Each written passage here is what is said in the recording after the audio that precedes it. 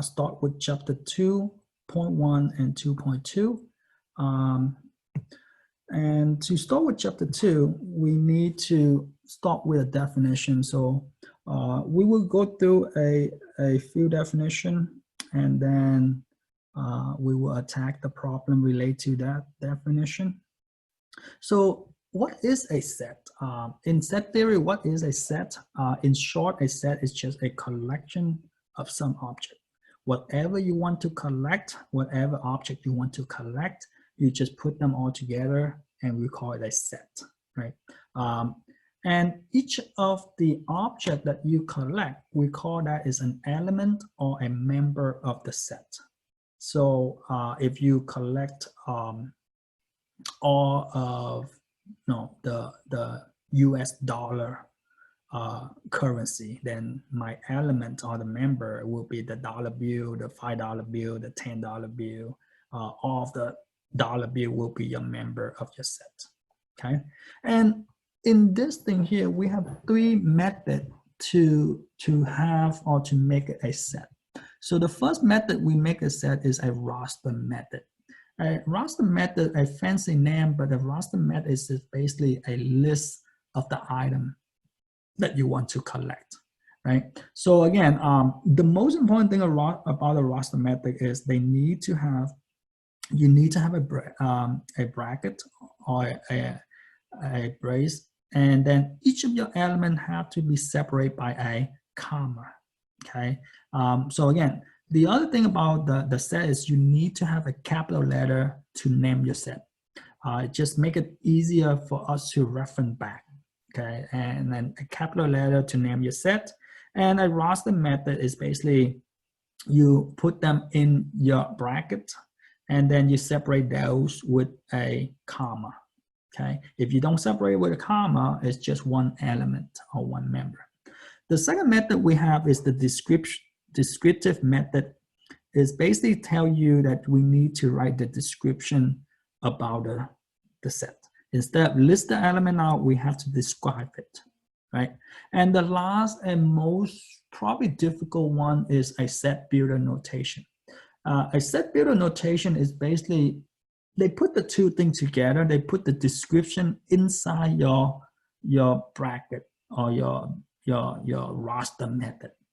Instead of list them out, they just put them in a description, right? So if sometimes you have a lot of elements, if you have a lot of elements and you don't want to write each element out, you just write that set builder notation, okay? So this is the example of a roster method, which is again a roster method. Like I mentioned, you have some capital letter. So in this case, my capital letter is a D. So every time I talk about this set D, I know that I refer to this set that we have. So again, my set D contain the element I have is dragon, dog, donkey, deer, right? And again, how or what is the description of this set D? Well, you can say that the animal start with a letter D, name start with a letter D, right? Or the set builder notation, ladies and gentlemen, this variable here, this variable can be any variable you want. It can be X, Y, Z. I just put a D here. It just basically tell you that D, such that or such as. What is D represent? Well, D is an animal that starts with a letter D, right? So again, it might not be just this four. It can be any animal that starts with a letter D. It will be in this set, right? So again, if you have a lot of elements or a lot of member and you don't want to list each individual out, you can put them in a set builder notation, which is a description inside a bracket, okay? So the next thing we have is we need to, from here on out, whenever we mention about this set N, this set N, as I mentioned earlier, in order to name your set, you have to have a capital letter. It's just that now the capital letter N is taken. The capital letter N from here on out in this class, in this chapter 2, whenever you see a letter N and they say set N, we refer the set N to a natural number. And the natural number is basically a counting number, not whole number. Whole number includes zero. A natural number does not include zero. It's basically include 1, 2, 3, 4, 5, all the way to infinity. Keep on going and never stop, right? And the next set is a set E, which is, we call this a even natural number, which is 2, 4, 6, 8, 10, 12, so on until positive infinity. And the odd, which is the odd natural number, which is again 1, 3, 5, 7, 9, 11, 13, all the way to infinity. It's keep on going. The three dot is basically tell you that it's keep on going and doesn't have a stopping point. Okay. So again, it's just now we want to deal with this, in your problem, you will see that the set n a lot, which is set n is just simply a natural number, which is 1, 2, 3, 4, 5, 6, 7, all the way to infinity. The next concept, the next idea we have is the empty set. And just like the name, empty set, what is an empty set? An empty set is just a set contain no element, meaning it's impossible for you to find the description of the element fit the description, right? So an empty set is basically is a set contain nothing at all. It's empty, okay? And again, the notation for the empty set is basically an empty bracket like this, or a zero with a line through it. And one thing, ladies and gentlemen, if you have not noticed, or is this class is a lot of notation and definition. One of your goal is you have to somehow take the notation and see how it correlates to your definition, right? That's what we have, is a lot of notation in this class. And again, the first notation that we do here is, again, the roster, the description, and the set builder notation is just a set. An empty set is this item here. And again, the next item is the cardinal number. The cardinality or cardinal number is a fancy word, but it's basically just asks you how many elements is in a set. That's what cardinal number is, the number of elements inside your set. So this number can be 2, can be 3, can be whatever, basically how many elements do you have in your set? How many elements fit the description? How many elements we have? So the notation for the cardinal number is we have a smaller n, the number of a, if you want to think of that, or we call this, or we read this as n of a. So n of a, meaning again, inside my set I call a. Whatever my set I call a, how many elements are there? You just go in and you count your elements, okay? So again, the next symbol that we have, which is, you probably encountered this before, the empty set and the cardinal number, but this is an E, or in terms of existence. If you want to think in terms of this thing here, an E or existence is basically tell you is the object, is this element exists inside a given set. Whatever a set I have in the backside is the first item, is the item in front of this symbol exists or belong in a set. Okay, so again, let's take a look at and anything with a line through it. Anything with a line through it is we say that this does not belong, or not an element, not one of the element of the given set, right? If we have equal, we have a line through, we say not equal, right? So this thing here is tell you that a object, an element is not inside a given set, not exists in a given set. So again, let's take a look at the last two definition, and then we can take a look at the example. So again, the last two definition is, how can we know if we have two sets? If we have two sets, how do we know if the two sets are equal? Versus how do we know if the two sets are equivalent, right? So in an equal set, when we say an equal set, is basically if we have two sets and they have the exact same element, the order inside a set does not matter, right? The order inside a set does not matter, but if we have the exact element, disregard the order. If we have exact same element, we say that the two sets are equal. They have to be exactly the same element, okay? And if we two sets are equivalent only when they have the same amount of element, okay? So again, equivalent is as long as they have the same amount of item, we say that they are equivalent. If they have the same exact element, we say that they are equal, okay? So let's take a look at this example. Let's attack the two definition, right? Equal set and equivalent set. State which one is a equivalent, equal, or neither.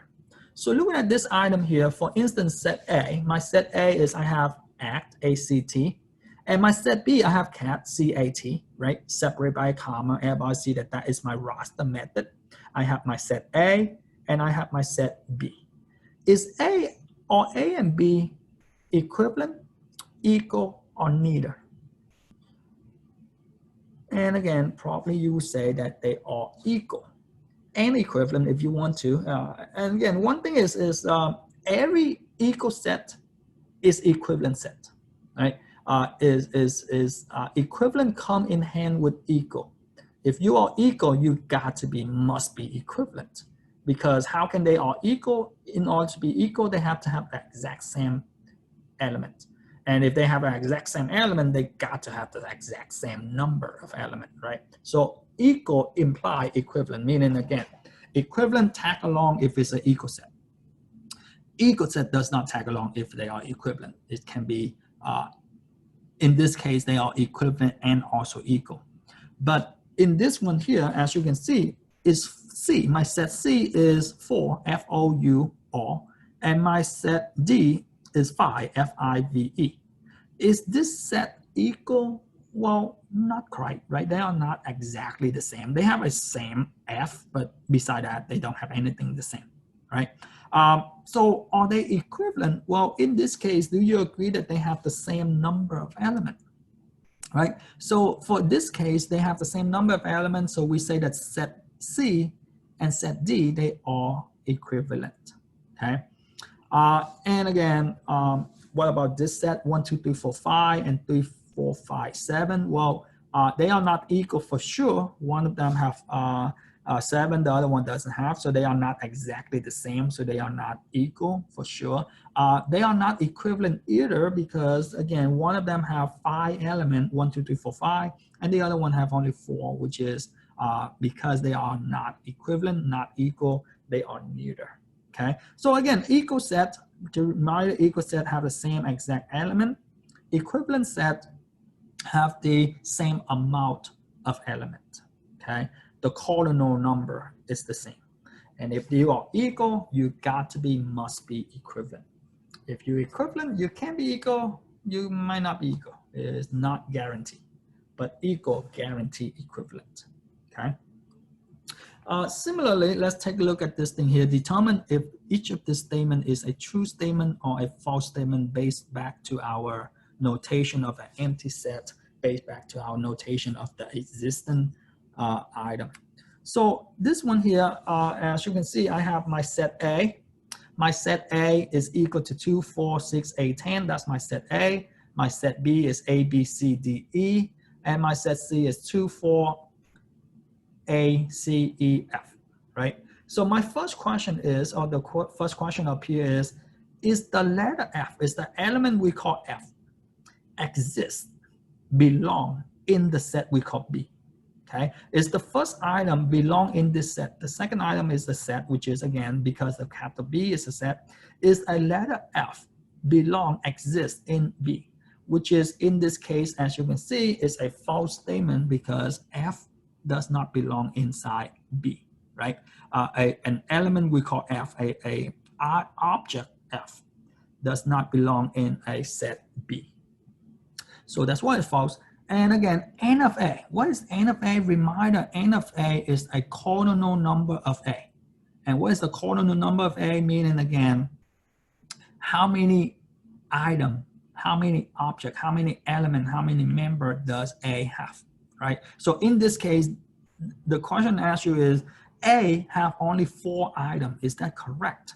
Well, you probably say false because we have 5 items, right? Number 2, number 4, number 6, number 8, number 10, that's 5 items. So it's a false statement, right? And similarly, is C. A letter C does not belong in a set I call A. Is this true? Again, that's how you read it, right?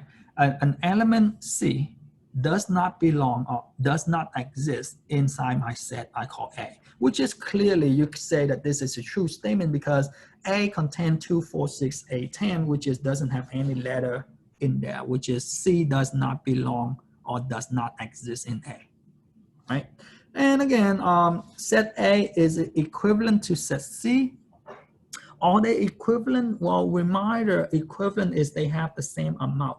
Do they have the same amount? Which is hopefully you say no, because A have 5 elements and C have 6 elements. Doesn't matter what the element because equivalent, they only have the same amount of elements, right?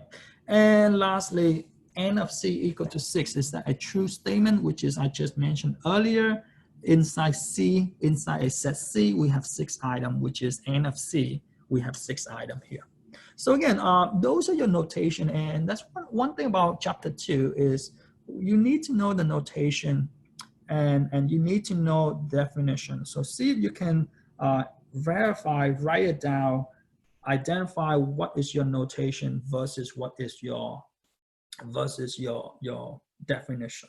Okay, so 2.2, we move to a subset and set operation, and this is where it starts to get a little bit more notation wise, right? So looking at this thing here, what is or how can we consider something a subset of another? First of all, a subset is a portion of a set, or in as you will see a little bit later, subset is a set of itself too. Okay, but again, just think in terms of subset is a small portion of something. So in order to be a small portion of something, the something has to be big, has to be contained you, right? Contain that small portion. So we say that set A is a subset of set B if everything in A is also an element in B. Okay, so again, everything in A have to be also an element of B. B can have more, but it has to contain whatever A is given. Okay, so the notation is the underlying C here. This is a longer C, but again, we say that A is a subset of B. That's your notation. A set of A is a subset of B, meaning everything in A is also inside B. Okay, so that's your subset, right? And again, a proper subset is, they take it one extra step and they say that the proper subset is just basically the 2 items are subset, but A and B are not equal to each other. As long as A and B are not equal to each other, meaning B have to be bigger than A, then we say A is a proper subset of B. Okay, if they are equal, then we can only say that A are a subset of B, because everything in A is also inside B, so A is a subset of B if they are equal. If they are not equal and A is a subset of B, we just name it more specific, is a proper subset. 2 facts, or probably 3 facts about a subset. Every set is a subset of itself. So as long as you are equal, you are a subset of itself, yourself. Okay, but again, every set is a subset of itself. And the second thing is an empty set is a subset of every single set. Okay, it's just an empty set. Reminder, an empty set is a set contain nothing at all. It's empty, right? And again, if it's empty, it will be a subset of a set contains something. Okay, so the other one is an empty set is a proper subset of everything too, right? Except an empty set. But again, as long as the set contains something, an empty set is a proper subset of that. Okay, so again, those are just the 2 facts, which is every set is a subset of itself, an empty set is a subset of every single set. Even if it's an empty set, they are a subset. They are not proper, but they are a subset. Now let's take a look at this thing here, which is, let's say that they have this item here, which is go back to 2.1. We know that this thing here, this is your roster method. Your roster method, you list it out, which is I have a set contain number 10. That's my first set. The question I ask you right here, if you read this thing here, is a set contain 10 a subset of this item? What is this item? Well, this item is, they say, a set contain an element we call X, such that, or such as, what is the description of my X? The description of my X is an even natural number.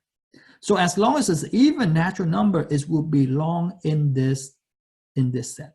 So everybody see that 2, 4, 6, 8, 10, 12, 14, 16, 18, 20, so on and so forth. Those are my set right here. Those are the natural, even natural number, right? So again, looking at this thing here, is 10 a portion of this bigger set that consider every even natural number?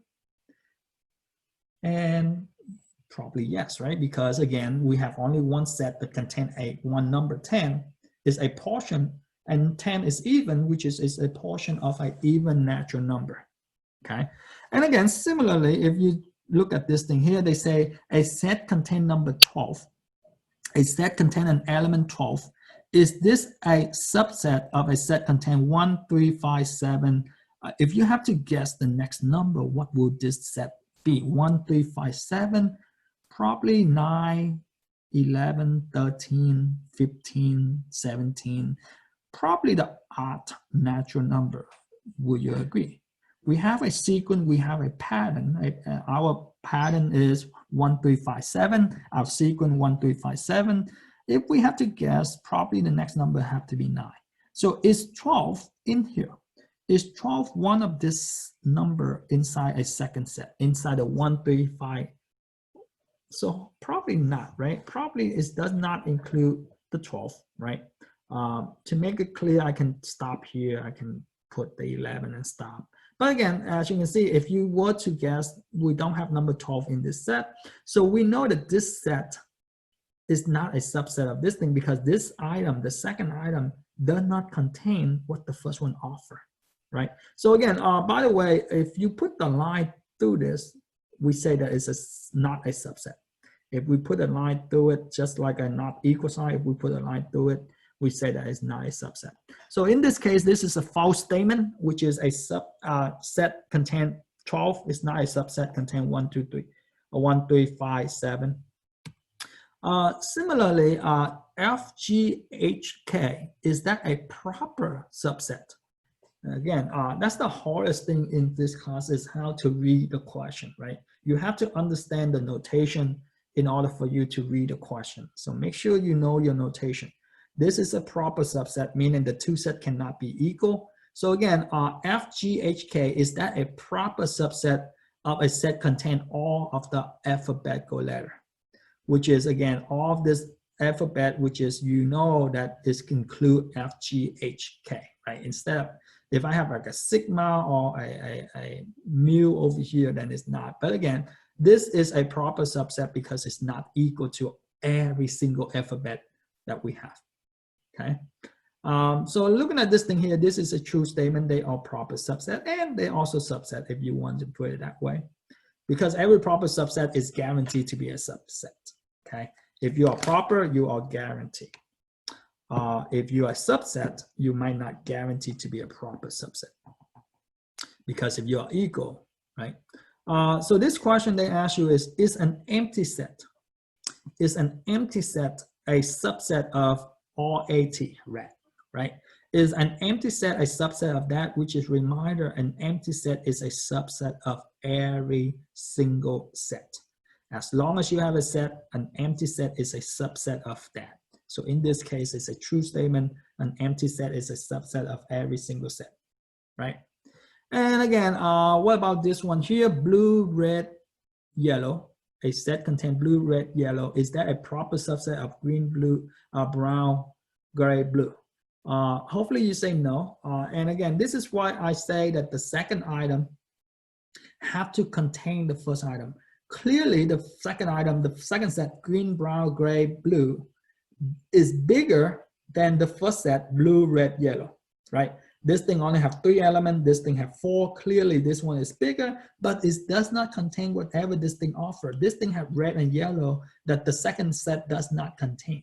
So because the second set cannot contain the first set, they are not subset, or the first set is not a proper subset of this thing here, because again, the second set does not offer whatever the first set have, okay? So again, lastly, is this a subset? A set contain an empty set. Is that a subset of an empty set? One thing is, as long as you contain something, you are not empty. If you contain something, you are not empty. So again, if it's not an empty set, it cannot be a subset of an empty set, right? This thing contains something, even though they contain an empty set, but it contains something, meaning they have something in it. It's not a subset of nothing. Okay, so again, this thing here is a false statement because the second item is not contain what the first item offer. Okay, so again, look over subset and proper subset again in 2.2. And if you have questions, just please send me an email. And I think on Alex, they ask you in the sense of all and none. An empty set refer to none. The set itself refer to all. Okay, and we will mention that a little bit later. But again, let's take a look at this thing here, which is now, how do we calculate the number of subsets? For instance, if they ask you, I have this set contain blah, blah, blah, blah. I want to know how many subsets I have and how many proper subsets I have.